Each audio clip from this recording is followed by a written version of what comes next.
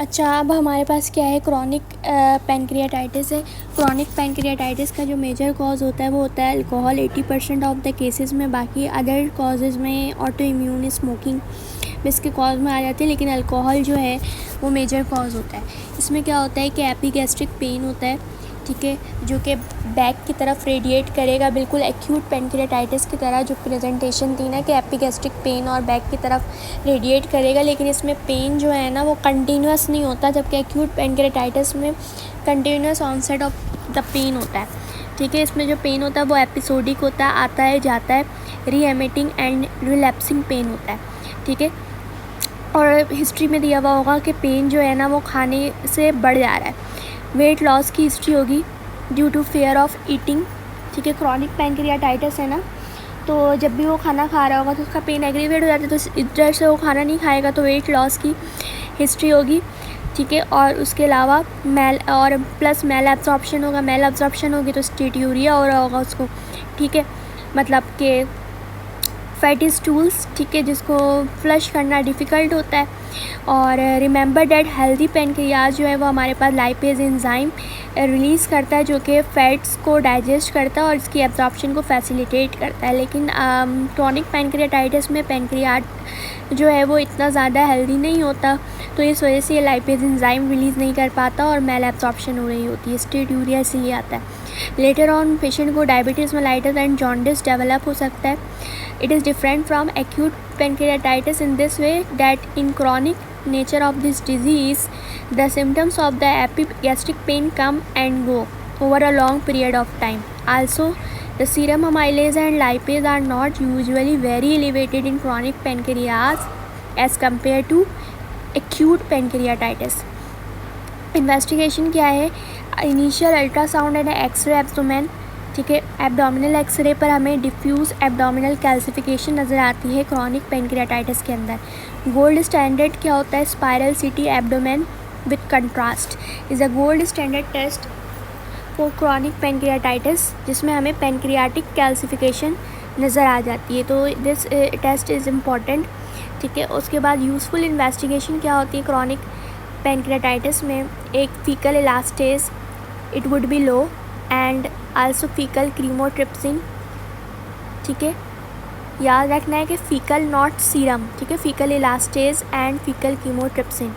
Treatment हमें क्या देना होगा? एनाल्जेसिक देते हैं और पैनक्रियाटिक एंजाइम सप्लीमेंट्स देते हैं और फैट सॉल्युबल विटामिन देते हैं, ठीक है। अच्छा, ये बहुत दिमाग खा गया, ulcerative colitis and Crohn disease, I will not repeat it again.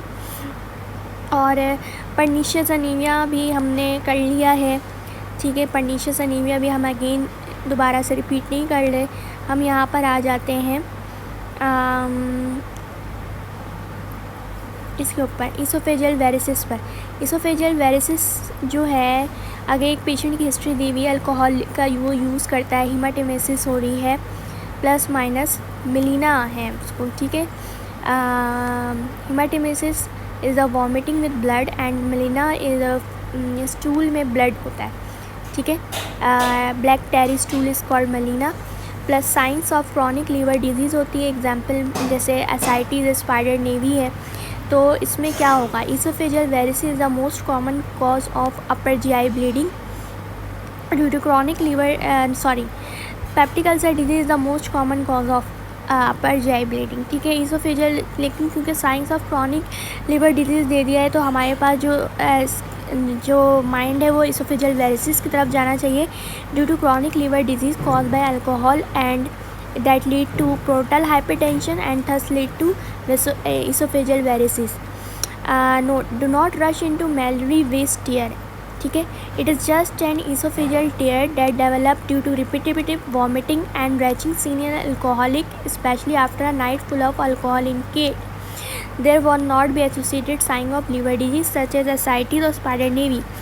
You should remember कि मेलरी वेस्ट टीयर में आपको क्या होगा कि पेशेंट को रिपीटेटिव वॉमिटिंग होने की वजह से क्या होगा कि वहाँ पे लॉन्गिट्यूडनल टेयर हो जाता है मेलरी वेस्ट टीयर के केस में, ठीक है।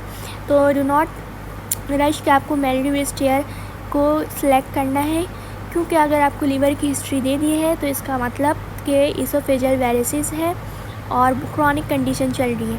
How to manage acute oesophageal variceal bleeding. ABC criteria आपने फॉलो करना है, यानी एयरवे, ब्लीडिंग, सर्कुलेशन। ठीक है, सर्कुलेशन कैसे आप मैनेज करोगे? IV फ्लूइड रिससिटेशन से। Then terlipressin and prophylactic antibiotic should be given to patient at presentation before endoscopy. Endoscopy करना है। Band ligation is the first line should be used for esophageal varices and injections of N-butyl 2-cyanoacrylate for patient with gastric varices। ठीक है, अगर esophageal varices का patient होगा तो band ligation is the first line and injection of N-butyl 2-cyanoacrylate for patient with gastric varices। ठीक है, band ligation available नहीं है तो आप क्या करना है? Sclerotherapy as the first line. उसके बाद हमारे पास अगर ये सब कुछ करने के बाद आपने बैंड लाइगेशन कर लिया, स्क्लेरोथेरेपी तो भी ट्राई कर लिया और ब्लीडिंग नहीं रुक रही है, तो आपने टिप्स को ट्राई करना है, मतलब transjugular intrahepatic portosystemic shunts TIPS should be offered if bleeding from varices not controlled by the above manoeuvres. ठीक है, we do not give PPI proton pump inhibitors. अगर हमें ये पता चल गया है कि इसोफेजियल ब्लीडिंग जो है वो वेरिसेस की वजह से, अगर पेप्टिक अल्सर डिजीज़ की वजह से है तो we can give IV PPI। ठीक है, then the next cases diarrhoea है, पेशेंट को 3 वाटरी और loose stool per day. Acute diarrhoea होते हैं लेस देन 14 डेज़ का, क्रॉनिक डायरिया होता है ग्रेटर देन 14 डेज़ का। तो a patient with diarrhoea some time bloody for 7 days, it is still acute plus abdominal pain, what do you next, what to do next। ठीक है, stool culture करोगे, microscopy and sensitivity. It is too early to decide on whether this is the case of ulcerative colitis और it has been there for 7 days only, तो still acute है ये। ठीक है, तो we can begin the treatment with stool, microscopy, culture and sensitivity to exclude any infected disease by E. coli, Shigella, Salmonella, Campylobacter, Giardia. Then फिर हम किसकी तरफ प्रोसीड करेंगे? अगर हमें स्टूल कल्चर और सेंसिटिविटी ये सारी चीज़ें से कोई इंडिकेटिव फाइंडिंग नहीं मिलती है तो हम बायोप्सी की तरफ जाएंगे। देन फिर अगेन ये बैरेट इसोफेगस आ जाता है। बैरेट इसोफेगस थोड़ी देर हुई पढ़ने में तो हम थोड़ा सा रिपीट कर लेते हैं कि बेसिकली इसमें मेटाप्लेजिया होता है, स्क्वामस सेल जो कार्सिनोमा स्क्वामस सेल जो एपिथेलियम होती है लोअर इसोफेगस में वो कन्वर्ट हो जाती है कोलमनार एपिथेलियम में और गॉबलेट सेल्स इंक्रीज़ हो जाते हैं। ठीक है, और Barrett oesophagus adenocarcinoma in the lower 1/3 of the oesophagus में कॉज कर सकता है, जबकि achalasia squamous cell carcinoma cause करता है अपर 2/3 में। एडिनो कार्सिनोमा 2 कंडीशन में हो सकती है, एक गर्ड में और दूसरा बैरेट इसोफेगस में। अच्छा, अभी केस दिया हुआ है कि sudden onset of epigastric pain है that radiates to back and relieved by sitting and bending forward plus vomiting है, हिस्ट्री ऑफ अल्कोहल और गॉल स्टोन है और कोई भी ERCP या ट्रॉमा या फीवर होगा तो एक्यूट पेनक्रेटाइटिस आपको चूज़ करना है। देन हमारे पास गिलबर्ट सिंड्रोम आता है। Gilbert syndrome autosomal recessive unconjugated indirect hyperbilirubinaemia की कंडीशन है। ठीक है, यानी जो आपके पास लीवर से पहले जो कंडीशन होती है, क्योंकि लीवर में जाने के बाद तो कंजुगेशन हो जाती है। ठीक है, लीवर से पहले की कंडीशन है तो यहाँ पर क्या होता है? अनकंजुगेटेड इनडायरेक्ट हाइपरबिलिरुबिनीमिया बढ़े हुए मिलते हैं due to decrease activity of UGT1 enzyme which is required to conjugate bilirubin with the glucuronic acid. ठीक है, तो इसकी वजह से it is precipitate can be Gilbert syndrome. ये जो UGT1 एंजाइम की डेफिशिएंसी हो सकती है, डिक्रीज एक्टिविटी होती है, वो इन्फेक्शन की वजह से हो सकता है, स्ट्रेस की वजह से हो सकता है, फास्टिंग की वजह से हो सकता है। इसके अलावा इस कंडीशन में all liver function test are normal except for a mild increase bilirubin, usually asymptomatic but can present with jaundice only plus minus history of a recent infection. Patient asymptomatic होगा बट जॉन्डिस के साथ patient present कर सकता है। ठीक है, mild increase in bilirubin होती है, पूरा आपका लिवर LFT जो है वो नॉर्मल होता है इसमें। Although it is unconjugated hyperbilirubinaemia the reticulocyte is normal because the reason is not hemolysis। Urine dipstick is also normal. तो how we can reach to the diagnosis? इन जैसे कि हमारे पास कंपैरिजन पॉइंट है, जैसे डबलिन जॉनसन सिंड्रोम है। The raise bilirubin is the conjugated direct bilirubin. Urine dipstick Dublin Johnson syndrome में एबनॉर्मल होता है और हाइपर बिलीरुबिनीमिया को शो करता है, कंजुगेटेड हाइपर बिलीरुबिनीमिया को। इन शॉर्ट, अगर आपके पास आइसोलेटेड जॉन्डिस के साथ पेशेंट आया है, increase bilirubin with all other test are being normal, you will choose Gilbert syndrome. ठीक है, इतना भी ज़्यादा बुरा नहीं है बेचारा। ठीक है, आइसोलेटेड जॉन्डिस होगा बस। सिनेरियो है, 20-year-old मेल है, ठीक है, present with yellow sclera and skin है, history of urinary tract infection है, यूरिन डिपिस्टिक नॉर्मल है, टेस्ट नॉर्मल है, बिलीरुबिन इज़ 40 माइल्डली रेज्ड है, ALT, ST, LP, albumin, haemoglobin, reticulocyte सारे नॉर्मल है। The likely diagnosis will be Gilbert syndrome. Why not G6PD? In G6PD there is hemolysis, you will see increased reticulocytes. Why not acute hepatitis? In acute hepatitis there is tremendous increase in ALT and AST. Why not Dublin-Johnson syndrome? Because there is increase in conjugated bilirubin with abnormal urine dipstick. ठीक है, then other case है severe pain on defecation, tender reddish blue swelling near the anus. ये important case है, reddish blue swelling near the anus, perianal haematoma और external thrombosed haematoma हम कहते हैं। Haemorrhoids में क्या होता है कि painful, they are not painful, जो स्वेलिंग होती है they are not painful unless infect हो जाए या थ्रोम्बोज्ड हो जाए। Also there is a sort of bleeding history in haemorrhoids, ठीक है, such as blood on tissue when wiping. In addition haemorrhoids are with in the anus, not near it और around it. ठीक है, तो severe pain on defecation है, tenderness हो रही है, reddish blue swelling near the anus है, you will choose perianal haematoma.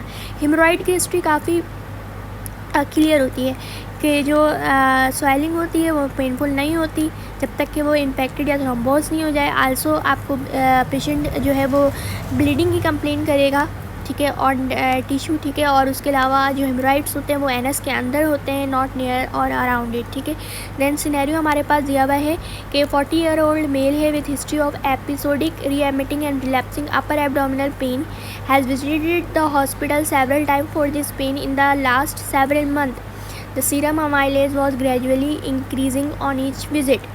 ठीक है, ultrasound and endoscopy were done but found to be normal.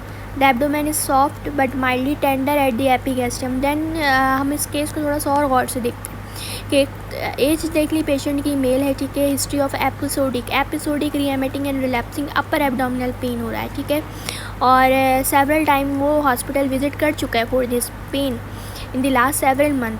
ठीक है, तो सीरम अमाइलेज है वो ग्रेजुअली इंक्रीज़ हो रहा है।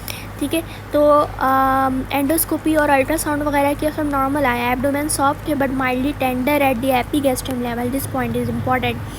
What is the likely diagnosis? The chronic pancreatitis, upper abdominal pain की वजह से बोल रहे हैं। Common cause excessive alcohol intake. Best next है CT pancreas with CT pancreas contrast and the most accurate test is the spiral CT scan पढ़ा था ना। और उसके बाद useful investigation chronic pancreatitis, faecal elastase, ठीक है, एंड फीकल कीमोट्रिप्सिन। और फिर ये दोबारा क्रॉन डिजीज़ आ गया। देन कॉन्स्टिपेशन मैनेजमेंट, ये हमने पढ़ लिया था। ठीक है, अगर हमारे पे an elderly man with prostate cancer and bone metastasis complain of passing stool only once every 4 days, ठीक है, हर 4 दिन के बाद सिर्फ वो एक दफ़ा स्टूल पास करता है। He drinks adequate amount of fluids and describe his stool as soft. What is the management? The patient को प्रोस्टेट कैंसर है और बोन मेटास्टेसिस हुई हुई है, तो इट्स मीन कि उसको बोन पेन हो रहा होगा। ठीक है, तो patient is obviously taking opioids to control his pain due to bone metastasis. और common side effects of opioid is constipation. ठीक है, no impacted stool, no phosphataemia, no hard stool, no stool softener, low residue diet, low fibre diet, absolutely wrong as we should give high fibre diet in constipation. ठीक है, so we are left with stimulant laxatives such as Sena and osmotic laxatives such as lactulose and macrobol. ठीक है, the order and intervention for constipation are as follows कि आपने high fibre diet देनी है, residue diet, ठीक है, और उसके अलावा सीना, स्टिमुलेंट लैक्सेटिव्स। ठीक है, सीना हम हर दफ़ा ही सीना चूज़ करेंगे until unless the patient is pregnant, ठीक है, फीमेल पेशेंट विद प्रेगनेंसी अगर आई हो, आपके पास कॉन्स्टिपेशन की हिस्ट्री हो, लैक्टुलोज और macro then osmotic laxative in the third line, और प्रोकाइनेटिक एजेंट्स अगर इससे फ़ायदा नहीं होता तो फिर आप प्रोकाइनेटिक एजेंट्स पे आ जाओ, जिसमें डोमपेरिडोन आता है, मेटाक्लोप्रोमाइड, एरिथ्रोमाइसिन, दे आर मोटालिटिक ड्रग्स, ठीक है, और फिर डेंट्रोन, फिर इससे भी फ़ायदा नहीं होता तो specialist advice. According to this answer this order the answer is senna stimulant laxative. You should remember the पहले हाई फाइबर डाइट देना है, फिर स्टिमुलेंट लैक्सेटिव्स पे ऑस्मोटिक लैक्सेटिव, देन फिर प्रोकाइनेटिक एजेंट पे आना है, फिर डेंट्रोन पे, देन आखिर में स्पेशलिस्ट एडवाइस। अगर सीना बिफोर ट्राई कर चुका है तो लैक्टुलोज हम जनरली चूज़ करते हैं। However in pregnancy we always choose lactulose over senna, ठीक है। The sites of the main absorption of iron duodenum में एब्जॉर्ब होता है, ठीक है, आयरन है ड्यूडेनम है, ड्यूडेनम में एब्जॉर्ब होता है। फॉलिक एसिड फॉलेट है, ठीक है, DJ folate DJ, duodenum and jejunum. Vitamin B12 है, terminal distal ileum, bile salt से terminal distal ileum. The majority of nutrients will absorb in jejunum. To make it easy memorize the following: iron, duodenum, folate, jejunum and duodenum, ठीक है, DJ, vitamin B12, terminal ileum। A man with folate deficiency, what is the affected organ? एक इंसान है जिसको folate deficiency है, तो obviously अभी हमने एब्जॉर्प्शन के साइट्स पढ़े, तो duodenum, jejunum, proximal small intestine, example Crohn disease, coeliac disease, ठीक है, और ileac resection, malabsorption plus fatigue, palpitations, low hemoglobin and high MCV, then what will be diagnosis is the vitamin B12, ठीक है, pernicious anemia, और इसके अलावा जो है इलियल रिजेक्शन हुई हुई है, इसकी रिजेक्शन हुई हुई है, तो आपने बस ये बात याद रखना विटामिन B12। अच्छा, अब उसके बाद इलियल रिजेक्शन हमने, अब जो फॉलेट है हाई MCV हमें जो है वो विटामिन B12 और फॉलेट दोनों में मिलती है, तो हाउ कैन बी सेलेक्ट के ये जो है वो विटामिन B12 है, because we know the site, ठीक है, we know the site that vitamin B12 absorb in terminal ileum, and in question there is mentioned that there is ileal resection, so we'll choose vitamin B12, ठीक है।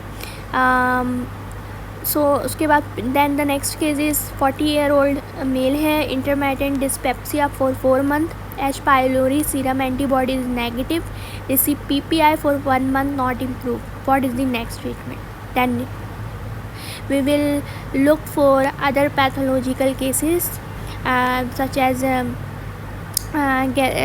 Peptic ulcer disease, ठीक है, इन सब चीज़ों की तरफ देखेंगे हम। हमें और डिस्पेप्सिया के कॉज को देखना है तो हम क्या करेंगे, एंडोस्कोपी करेंगे। तो यहाँ पर आपके पास एक दिया हुआ है कि मैनेजमेंट ऑफ एच पाइलोरी, अगर पेशेंट डिस्पेप्सिया के साथ आया है ना, पेशेंट ने लेस दैन 55 ईयर ओल्ड, तो फर्स्ट लाइफ स्टाइल मॉडिफिकेशन, और आपने उसको एंटासिड ट्राई करवाना है। अगर पेशेंट इंप्रूव नहीं होता है तो आपने H pylori serum antibody test करवाना है। अगर पॉजिटिव आ जाता है तो आपने एच पाइलोरी की रिडिकेशन करवानी है ट्रिपल थेरेपी के ज़रिए, एंड रिव्यू करना है इन 4 वीक्स। अगर पेशेंट इंप्रूव हो जाता है तो कोई फर्दर एक्शन नहीं लेना, लेकिन अगर पेशेंट इंप्रूव नहीं होता है तो आपने carbon C13 urea bread test करवाना। अगर पॉजिटिव आता है तो अनदर अटैम्प्ट हमें ट्राई करना है टू रिडिकेट एच पाइलोरी। अगर नेगेटिव आता है तो पेशेंट इंप्रूव नहीं हुआ है, टेस्ट नेगेटिव आया है, तो हमें अपर GI एंडोस्कोपी करना है to further investigate the cause of dyspepsia. अगर एच पाइलोरी एंटीजन पहले ही नेगेटिव आ जाता है तो हमें क्या करना है, गिव PPI और H2 ब्लॉकर फॉर 4 वीक्स और रिव्यू करना है, ठीक है। अगर पेशेंट इंप्रूव कर जाते तो कोई फर्दर एक्शन नहीं, अगर पेशेंट इंप्रूव नहीं कर रहा है तो हमें अपर GI एंडोस्कोपी करनी है। सो आई होप कि ये चीज़ समझ में आ गई होगी। उसके बाद द नेक्स्ट केस है, young women with history of chronic intermittent diarrhoea lately become bloody with increased frequency of diarrhea and with abdominal pain and distension. She is tachycardic, hypotensive, feverish and with high WBC, CRP and low hemoglobin. Acute flare है ये, ठीक है, chronic intermittent diarrhoea के साथ थी lately, but अब उसकी frequency increase हो गई है, तो इट्स मीन के acute exacerbation of ulcerative colitis, toxic megacolon, erect abdominal X ray करवाएंगे, हमें म्यूकोजल एडिमा मिलेगा, प्लस जो है ट्रांसवर्स कोलोन डिस्टेंशन मिलेगी। ट्रीटमेंट क्या देना, IV hydrocortisone. And how will you suspect कि ये सीवियर अल्सरेटिव कोलाइटिस है या एक्यूट एक्सर्बेशन है, तो 630-90 का रूल, ठीक है। Greater than 6 bowel movements per day, visible blood in large amount, and 30 greater than 30 ESR, also WBCs may be elevated, greater than 90, heart rate mildly टैकीकार्डिक, temperature होगा, anaemic होगी patient, ठीक है। उसके बाद आप यहाँ पर केस है कि एक एल्डरली मेल है लिविंग इन नर्सिंग होम, ठीक है, suffers from constipation, impacted stool है, ठीक है। तो हम क्या करेंगे, इम्पैक्टेड स्टूल के लिए हमें फॉस्फेट एनीमा चूज़ करना है, ठीक है। Hard stool but not impacted stool, softener. Constipation में soft stool, high fibre diet, senna first line, lactulose और macrogol second line. Pregnancy with constipation है तो lactulose is the first line. Abdominal migraine is not for the final year level and it is also not important for AQH internship and residency test. Then next case है a patient with celiac disease for 2 years underwent duodenal biopsy that shows lymphomatous infiltrate. Then the likely cause is the lymphoma. T-cell lymphoma is the rare complication of celiac disease, ठीक है। तो ये you should remember the complications of celiac disease on your fingertips. Then हमारे पास next case है कि elderly women has recently been treated with broad spectrum antibiotic for UTI. Now she develop bloody diarrhoea and severe abdominal pain. She has fever with high WBCs and CRP. तो broad spectrum antibiotic से treat किया गया है और bloody diarrhoea के साथ present कर रही है और एब्डोमिनल पेन है, तो यू शुड नो कि ये क्लॉस्ट्रीडियम डेफिसिल हो सकता है और इसकी treatment of child oral vancomycin होती है। और सम टाइम हम अगर वैनकोमाइसिन ऑप्शन में नहीं दिया हुआ तो ओरल मेट्रोनिडाजोल चॉइस कर सकते हैं। अच्छा, अगर फॉर सिंपल UTI हमें हमेशा लो स्पेक्ट्रम एंटीबायोटिक से स्टार्ट करना चाहिए जिसमें ट्राइमिथोप्रिम और नाइट्रोफुरेंटाइन होती हैं, वरना यही जो कॉम्प्लिकेशन है वो रेजिस्टेंट डेवलप हो जाती हैं और फिर फ्लोरा डिस्टर्ब होता है, ठीक है, और वो GI ट्रैक को जाके सी डेफिसिट डिस्टर्ब करता है। तो always start the treatment of simple UTI with trimethoprim और नाइट्रोफुरेंटाइन, ठीक है। अच्छा, उसके बाद के आ पेशेंट देन अनदर केस है कि remember that steatorrhoea can be describe in stem as frothy stool that are difficult to flush, ठीक है। Some time in question steatorrhoea is not given.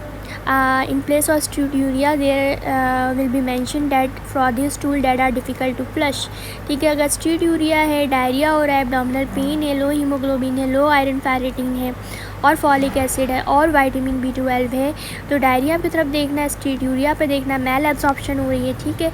और तो हम कहाँ पे जाएंगे, सीलिएक डिजीज़ की तरफ। तो और इसकी जो हम फ़ौरन से IgA टिश्यू ट्रांसग्लूटामिनेज एंटीबॉडीज़ या TTG हम ऑफ़र करते हैं। दैन अगर वो पॉजिटिव आ जाता है तो हम बायोप्सी करते हैं, ठीक है। A women admitted to a hospital for pulmonary embolism management for 3 days. She now developed epigastric pain, diarrhea, nausea, but no vomiting. There is no blood in stool. The likely diagnosis gastroenteritis. You should remember कि gastroenteritis is very common in admitted patient in the hospital, particularly due to the abundance of norovirus in the hospital. It manifests as acute onset of diarrhea, abdominal pain, central भी हो सकता है, epigastric भी हो सकता है, plus nausea, vomiting, ठीक है। The patient should be isolated for 48 hours after the diarrhea has resolved. Okay, hospitalise patient में कौन सा डायरिया कॉमन होता है, गैस्ट्रोएंटेरिटिस, और गैस्ट्रोएंटेरिटिस नोरोवायरस करवाता है। Then the other case is an elderly man present with back pain, weight loss, history of smoking, alcohol, jaundice, high blood glucose. He has palpable liver and gallbladder, ठीक है। Back pain है, weight loss हो रहा है, history भी रह चुकी है स्मोकिंग की, अल्कोहल की और जॉन्डिस है, ठीक है, और हाई ब्लड ग्लूकोज है और palpable liver and gall bladder है। तो gall bladder it is the case of cancer of pancreas because there is a history of weight loss, ठीक है, and history of back pain and palpable liver and the gall bladder, सही है। तो you should remember it is the case of cancer of pancreas. ठीक है, pancreatic cancer ये नया case है, तो मतलब टॉपिक हमारा कौन सा स्टार्ट हुआ है, पेनक्रियाटिक कैंसर का। फीचर क्या होता है, पेनलेस जॉन्डिस होता है, हेपेटोमेगैली, राइट अपर क्वाड्रेंट मास, ठीक है, weight loss, wasting cachexia, palpable non tender gall bladder at the right costal margin, जिसको हम लोग क्रूवेजर साइन बोलते हैं, और ये हेड ऑफ पेनक्रियाटिक कैंसर में हमें कॉमनली नज़र आता है। तो palpable non tender gall bladder at the right costal margin is the Courvoisier sign, इसको याद रखना, ये QH के टेस्ट में पूछा है। उसके बाद atypical back pain is often seen, plus minus palpable epigastric lump हो सकता है, palpable liver, palpable gall bladder और एसाइटिस भी मिल सकती हैं। ठीक है, तो painless jaundice, hepatomegaly, right upper quadrant pain, weight loss, palpable non tender gall bladder और and history of weight loss is very indicative towards pancreatic cancer. Investigation ultrasound है, उसकी सेंसिटिविटी होती है, but high resolution CT scanning is the investigation of choice if the diagnosis suspected. Management कैसे करते हैं, less than 20% are suitable for surgery at diagnosis. ठीक है, अब विपल्स रिजेक्शन किया जाता है। पैनक्रियाटिक कैंसर में हमारे पास सर्जिकल ऑप्शन क्या है, विपल रिजेक्शन, जिसको हम लोग पैनक्रियाटिको ड्यूडेनेक्टोमी कहते हैं। Is perform for resectable lesion in the head of the pancreas. Side effect क्या होता है विपल्स प्रोसीजर का, dumping syndrome and peptic ulcer disease. ठीक है, तो dumping syndrome and peptic ulcer disease you should remember. उसके अलावा adjuvant chemotherapy is usually given following surgery. After surgery आपने कीमोथेरेपी करनी है। ERCP with stenting is the palliative treatment. ठीक है, it is not a curative treatment, is the palliative treatment. उसके बाद then again से वही वाला केस आ गया। उसके बाद हमारे पास है then the next case is when can a cook food handler, example chef, return to work after an attack of gastroenteritis 48 hours after all the symptoms। ठीक है, हमने पढ़ा gastroenteritis का जो आइसोलेटिंग पीरियड है, after the symptoms of symptom resolve the patient should isolate for at least 48 hours. ठीक है, तो और इसके मुताबिक पेशेंट जो है after 2 days of the last episode of symptom diarrhoea और वॉमिटिंग रिटर्न टू वर्क हो सकता है। उसके बाद देन ये अगेन ये सीलिएक डिजीज़ का केस आ रहा है हमारे पास। देन ये अगेन हमारे पास कौन सा केस आ रहा है, इम्पैक्टेड स्टूल का केस आ रहा है। ठीक है, अगेन हमने कर लिया। Gold standard method to diagnose oesophageal cancer is upper GI endoscopy plus biopsy. A man present complaining of long standing regurgitation and progressive dysphagia achalasia. ठीक है, long standing regurgitation and progressive dysphagia, either there is no mentioning of respiratory symptoms, but we should remember that the progressive dysphagia and long standing regurgitation without any other specific symptoms always be eclasia. Regurgitation is an alarming word for eclasia and pharyngeal pouch। ठीक है, pharyngeal pouch भी हमने बहुत बार पढ़ लिया, हम again दोबारा इसको टच नहीं करेंगे। और nurse discover that a patient is heavy alcohol addict, he drinks 30 to 40 units of alcohol per week. What should be done? Refer to social workers.